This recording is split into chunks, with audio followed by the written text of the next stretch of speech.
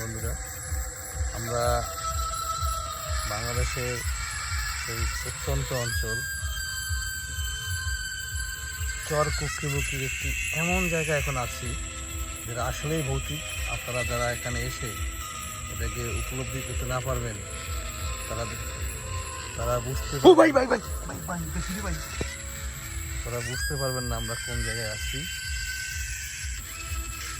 আসলে আপনারা অনেকেই চর কুকরিমুখি আসছেন, কিন্তু এই জায়গাটায় কেউ আসছেন বলে আমার মনে হয় না।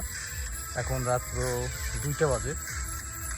আমরা রাত 2টার সময় এটা একটা নদী খালের মোহনার পাশে আছি। মানে কি একটা অবস্থা আপনাদেরকে আমরা বোঝাতে পারবো না, ঠিক আছে? যে আসলে একটা ভৌতিক অবস্থা। আমরা 4টা বন্ধু আসছে জীবনের রিস্ক নিয়ে, ঠিক আছে? আমরা ভয়ে আছি। আমার এক বন্ধু ভয়ে একটু আগে ওই পাশে সে পড়েই গেছে। তারপরে আমরা আসলে